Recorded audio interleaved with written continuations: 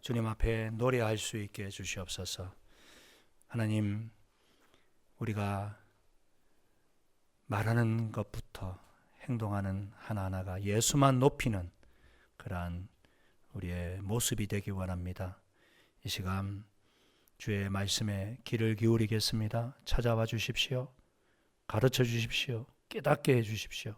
도전하여 주십시오. 순종하겠습니다. 예수님 이름으로 간절히 기도드립니다. 아멘.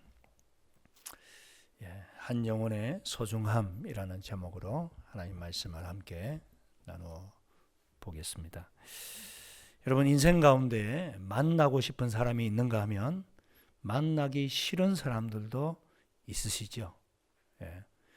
웬만한 그런 참 원만한 성격을 가지고 있는 사람이라 할지라도 꺼려지고 또 부담되는 사람들이 다 있기 마련일 것입니다. 특별히 만나기 싫은 사람들은 어떻습니까? 좀 무례한 사람들, 그죠? 예의 바르지 않고 함부로 말을 하고 나를 대하는 것 같은 사람들은 참 꺼려집니다. 어쩔 수 없이 함께 해야 하는 자리면 뭐 피할 수 없으니까 가지만 뭐 일부러 그죠? 우리 시간 들여서 그런 사람과 함께 하고 싶지 않죠. 특별히 나와 결이 맞지 않는다. 또 어떤 사람은 나하고 급이 안 맞아. 또 뭐 이런 얘기들을 또 하는 것도 우리가 듣게 됩니다. 예수님 주위에는 항상 여러 부류의 사람들이 있었습니다. 우리가 지난주에는 제자들을 향한 예수님의 메시지를 들었습니다. 제자가 되려면 값을 지불해야 된다. 잘 비용을 계산해봐라. 망대를 짓는 사람이 그 계산하지 않고 어떻게 망대를 짓겠느냐. 그러다가 짓다 말면 얼마나 흉물이 되어서 사람들 손가락질 받겠느냐. 너희가 내 제자가 되려고 하느냐? 그러면 마땅히 지불할 그 대가를 생각하고 나를 따라야 된다. 예수님 주변에는 그런 주님을 위해서 그죠? 가족도 직업도 다 내버리고 쫓았던 제자들이 있었던가 하면 세상으로부터 손가락질 받는, 오늘 본문에 보니까 모든 세리와 죄인들이 말씀을 들으러 가까이 나오니, 사람들이 무시하고 천대하고 싫어하는 이 세리와 죄인들도 예수님 주변에는 있었다는 것입니다. 그걸 보면 우리 예수님의 이 참 그 스케일이 얼마나 크신 분인지 우리가 짐작할 수 있죠. 우리 주님은 부자하고도 친하시고 가난하고 심지어 흉악모도한 죄를 저질른 그 죄인하고도 같이 식사를 하면서 말씀의 교제를 나눌 수 있는, 저와 여러분도 그런 폭넓은 인격의 사람, 믿음의 사람이 될 수 있기를 축원합니다. 그런데 이 모습을 지켜보면서 못마땅해 하던 사람들이 있었습니다. 그들이 누굽니까? 2절에 보니까 바리새인과 서기관들이 수군거려 이르되, 바리새인과 서기관들 종교 지도자들입니다. 둘째가라면 서로 알 만큼 하나님을 열심히 믿었던 사람들, 성결하게 살려고, 구별되게 살려고. 이 바리새인이라고 하는 말 자체가 구별된 자 이런 뜻 아닙니까? 그런데 이것이 그들의 교만이 되었습니다. 난 너희들과 달라. 급이 달라. 그런 종교적 교만으로 이 바리새인들은 자기도 모르게 똘똘 뭉쳐서 있었고, 그것 때문에 늘 예수님의 책망 대상이 되었죠. 이 화 있을진저 회칠한 무덤들아, 겉은 번지를 하는데 그 속은 썩어나는 무덤과 같은 신앙을 가진 인간들아. 그러니 그런 말을 듣는 바리새인 서기관들이 예수님 좋아하기가 쉽지 않죠. 누군가 여러분에게 너 이렇게 잘못하고 있어, 가시돋친 말을 막 계속 해내면 얼마나 참 받아들이기가 쉽지 않겠습니까? 가까이 하기가 부담스럽고 힘이 드는 것이죠. 그렇지만 왜 주님 그렇게 하십니까? 자기의 거룩함을 높아내고 저들의 그 이중인격적을 지적해서 깔아문대려고 하는 게 아니죠. 그들도 바른 믿음의 자리로 돌아오기를 원하시는 모습.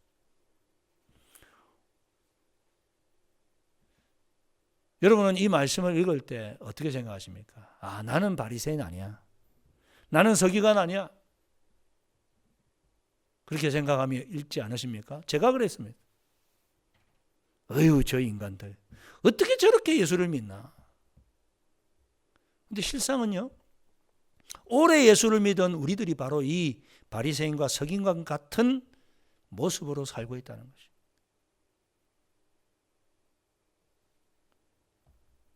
그런 우리에게 우리 주님께서 하시는 비유가 오늘 두 가지가 나오고 있습니다. 첫 번째 비유가 무엇입니까? 잃어버린 한 마리의 양을 찾아 나선 목자의 비유이죠. 바리새인과 서기관들이 이렇게 수군거렸습니다. 이 사람이 죄인을 영접하고 음식을 같이 먹는도다. 저 상종 못할 죄인들과 어떻게 같이 할 수 있지? 저런 창녀들과 어떻게 같이 식사를 할 수 있지? 그렇게 비아냥거리는 이 바리새인과 서기관들에게 예수님이 이야기하십니다. 4절에 너희 중에 어떤 사람이 양 100마리가 있는데 그 중에 하나를 잃으면 99마리를 들여두고 그 잃은 것을 찾아내기까지 찾아다니지 아니하겠느냐.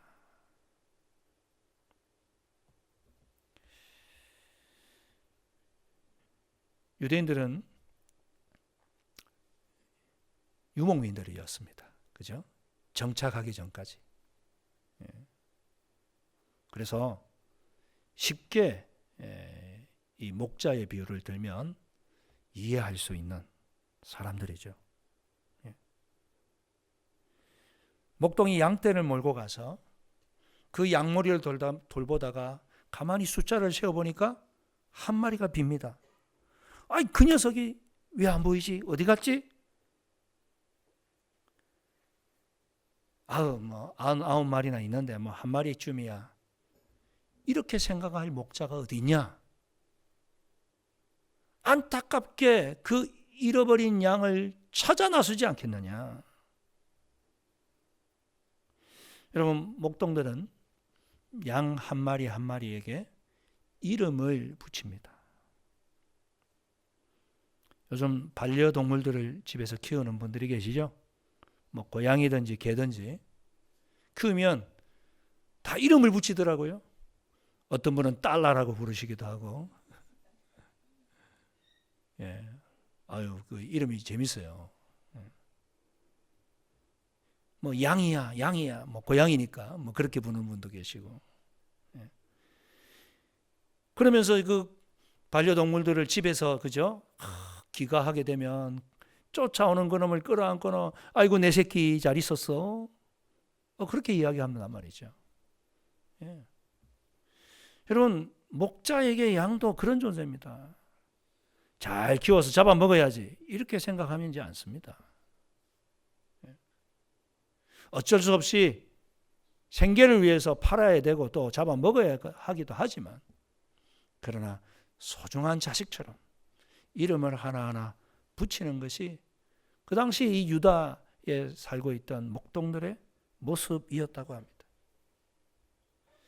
그러므로 잃어버린 한 마리는 그저 단순한 짐승이 아니라 자기의 자식과 같은 그러한 존재였다는 것이죠.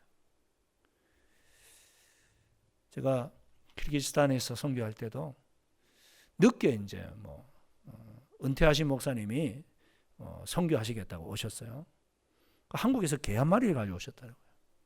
근데 개가 문을 딱 여는 순간 탁 튀쳐나가가지고 어디로 갔는지 찾지를 못한다고, 오신 지가 얼마 안 됐으니까 말이 안 되시니까 사람들한테 물어볼 수도 없고, 그 아내한테 전화가 와서 저랑 이제 나섰죠. 같이 찾아서 막. 그래서 전단지를 빨리 만들어가지고 이제 이것저것 붙이기도 하고. 참 그때에 참 걔도 이렇게 잃어버리면 주인이 힘들어하는구나. 그 당시까지 제가 이제 이 반려동물을 키워본 적이 없었기 때문에 그 모습을 보면서 오늘 본문을 연상할 수밖에 없었던 것이죠. 여러분, 목동하면 성경에서 대표적인 인물이 누굽니까? 다윗이죠. 다윗. 여러분, 다윗이 왜 목동이 되었습니까? 양치는 게 적성에 맞아서? 자원해서? 아닙니다. 여러분, 이 목동이라고 하는 직업은 가나안 땅에 정착하고 난 이후 유대인들에게도조차 천대받는 직업이었습니다. 돈 없는 사람, 힘없는 사람들이 하는 일이었습니다. 그 양들의 주인은 평안하게 노는 것이죠. 다윗에게는 7의 형들이 있었습니다. 다윗이 막내입니다. 그런데 이 7의 형들이 다 하나같이 양 돌보는 것을 좋아하지 않는 것이죠. 야, 네가 해, 네가 해. 그러니까 이제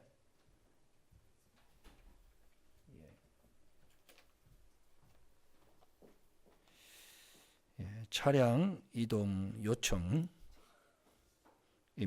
E128 P149 차주되시면 아마 공사 때문에 그런 것 같은데 E128 P149입니다. 아무도 안 계시는가 보네요.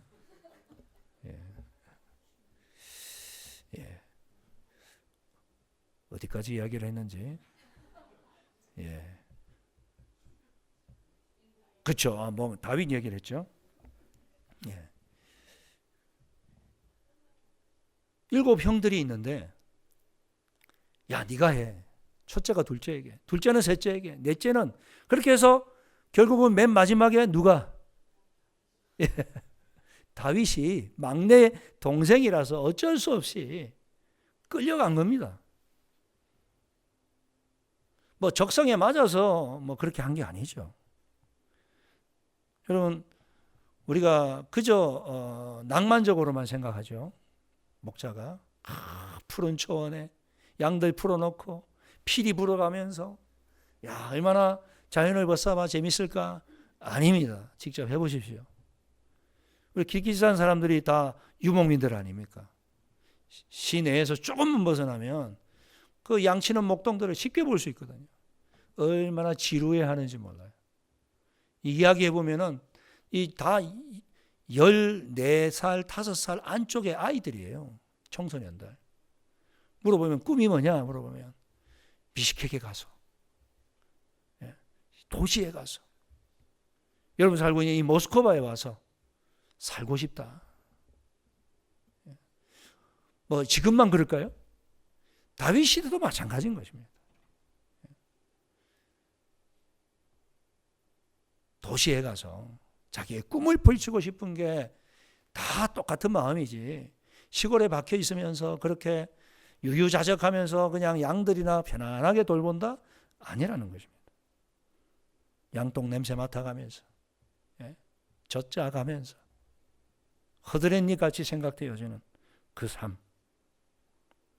그러나 여러분, 다윗은 그 일이 어쩔 수 없이 내가 막내라 맡았기 때문에 대충 있습니까? 아닙니다. 다윗은 자기에게 주어진 일이기 때문에 얼마나 최선을 다했는지, 그가 골리앗과 싸우러 갔을 때 사울 왕이 말리죠. 첫눈에 봐도 아유, 골리앗 상대는커녕 우리 이스라엘 군대의 군인들과도 싸워 못 이길 것 같거든요. 야, 말립니다. 그때 뭐라고 이야기하죠? 사무엘상 17장 34절 같이 한번 읽겠습니다. 시작. 다윗이 사울에게 말하되 주의 종이 아버지의 양을 지킬 때에 사자나 곰이 와서 양떼에서 새끼를 물어가면 내가 따라가서 그것을 치고 그 입에서 새끼를 건져내었고 그것이 일어나 내가 그 수염을 잡고 그것을 쳐 죽였나이다. 억지로 주어졌다고 대충 하거나 그저 대강하지 않았다는 것입니다. 설렁설렁 그렇게 하지 않았습니다.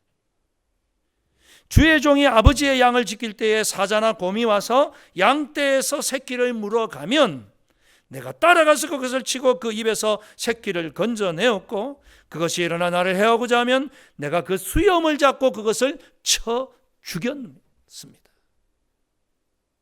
사자나 곰과도 내가 싸워서 목숨 걸고 내 양떼를 지켰습니다. 그러므로 하나님을 무시하는 저 골리앗쯤이야.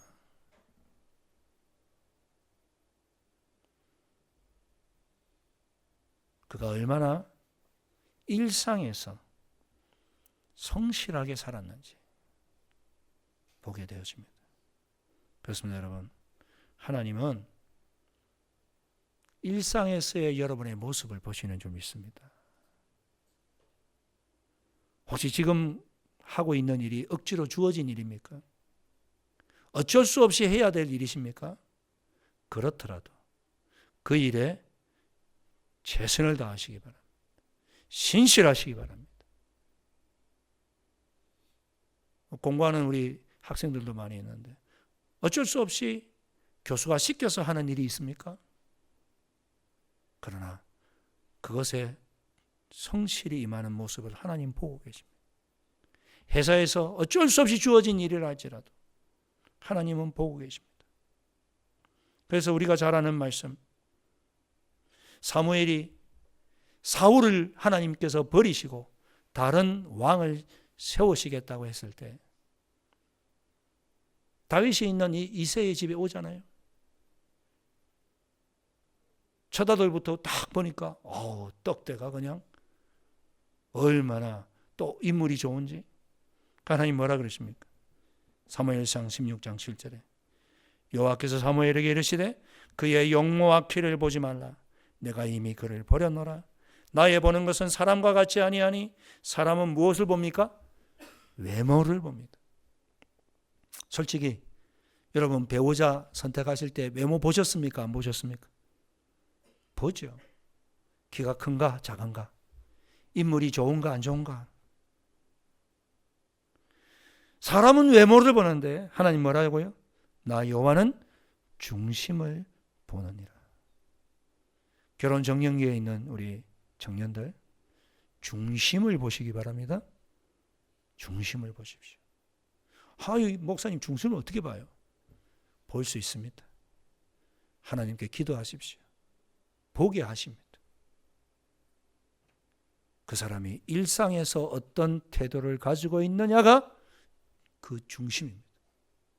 남들이 있을 때는 그냥 열심히 하는 것 같고 상사만 사라지면은 대충 요령 피우면서 하는 사람 하나님이 사용하지 않으십니다. 사람도 그런 사람 쓰지 않습니다. 그죠? 사람이 보든지 보지 않든지 자기의 주어진 일에 성실히 감당하는 사람 하나님은 그 중심을 보신다. 억지로 맡은 일이라도 신세 타령하지 마시고 적극적으로 임하시기 바랍니다. 하나님이 보고 계십니다. 하나님이 사용하십니다. 우리가 다음 주에 일꾼을 뽑을 때도 그걸 봐야 됩니다, 여러분. 저분이 사람이 있을 때나 없을 때나 누가 보든지 안 보든지 성실하게 그 일이 하찮게 보이고 허드렛 일 같은 그 일도 성실하게 불평하지 않고 왜 저 사람은 왜 안 하고 왜 맨날 나만 해야 돼? 이런 투덜거림 없이 주님 앞에서 봉사할 때 주님 보신다는 것입니다.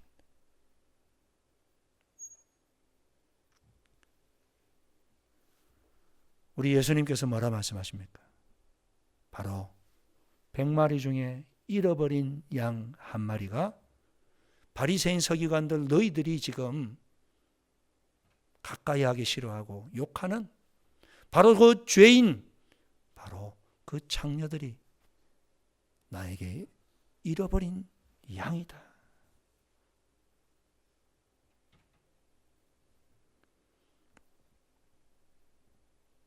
주님은 죄인이기 때문에 남 앞에 드러내기 어렵기 때문에 더 겸손하게 주님을 찾아온 사람들을 보시는 것입니다. 나는 말씀대로 살지 의시되며 교만해 있는 바리새인과 서기관들을 우리 주님은 중심을 보시기 때문에 지금 책망하시는 것입니다. 요즘 우리가 살아가는 이 시대는 효율을 최고로 여기는 시대입니다. 자본주의 사회니까요. 자본주의에서는 효율이 중요합니다. 내가 100을 투자했으면 그 이상을 벌어들이기 원하는 거 아닙니까? 뭐 사화하시는 분이 본전도 못 찾을 짓을 하지는 않겠죠. 근데 여러분, 인간적으로 생각하면 얼마나 말도 안 되는 일을 우리가 할 때가 있어요. 결혼식에 가면 여러분 이런 생각 들 때 있죠. 아깝다. 신부가 아깝다. 신랑이 아깝다. 그런 마음 드실 때 있죠. 왜 그런 마음 들까요? 효율을 따지기 때문에. 저 신부가 뭐가 모자라서 저런 신랑감을 택했지? 세상의 눈으로 보면 이해가 되지 않는 것이죠. 근데 뭐가 쓰이면 그렇게 됩니까? 사랑의 콩깍지가 씌이면 효율을 뛰어넘는 것입니다.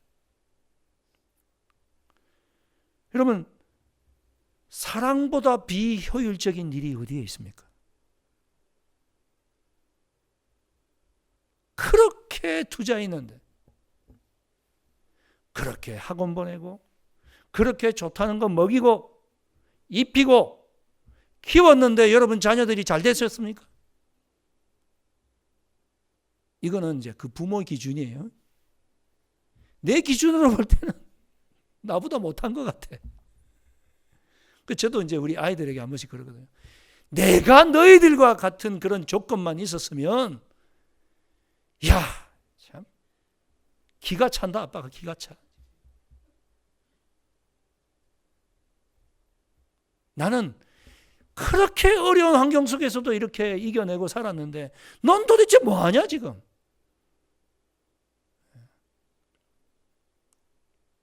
속으로.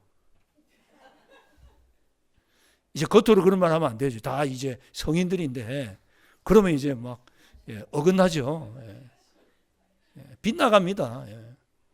근데 솔직한 말이잖아요. 그죠? 우리 기성세대, 그죠? 40대 이상 50대 되신 분들은 기가 찰 때가 많잖아요.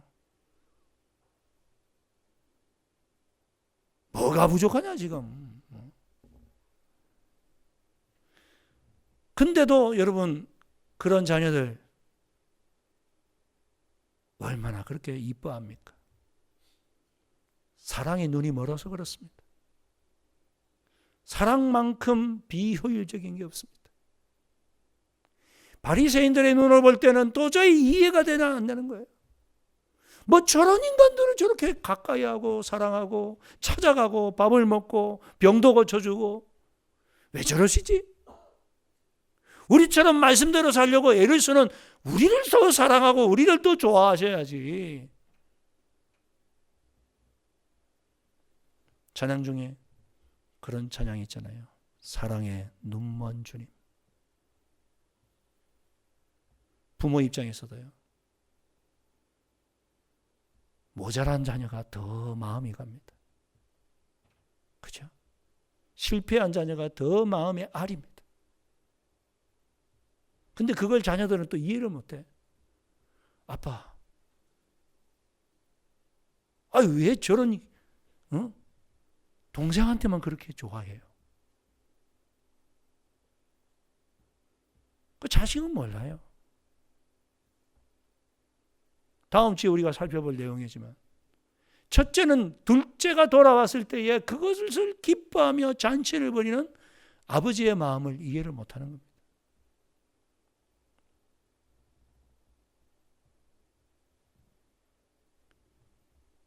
사랑만큼 비효율적인 일이 어디에 있겠습니까? 구원만큼 비효율의 극치에 다다르는 사건이 어디에 있겠습니까? 우리가 하나님의 사랑의 대상이 될 만한 자격이 있습니까? 예수 그리스도께서 정말 나를 위해서 십자가에서 죽으실 만한 가치가 있는 존재입니까?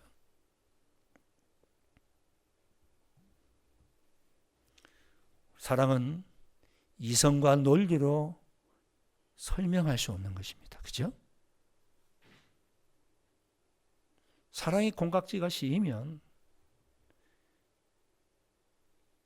그저 좋아하게 되는 것이고 결혼하게 되는 것이고 나중에 제정신 차리면 후회할 때도 있지만은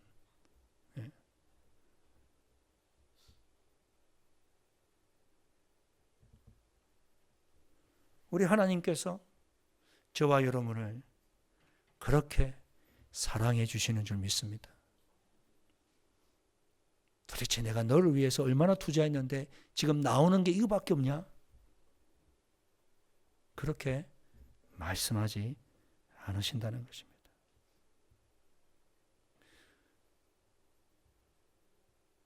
여러분, 오늘 5절, 6절 말씀을 같이 한번 읽어보겠습니다. 시작. 또 찾아낸 즉 즐거워 어깨에 메고 집에 와서 그 벗과 이웃을 불러 모으고 말하되 나와 함께 즐기자. 나의 잃은 양을 찾아 하리라.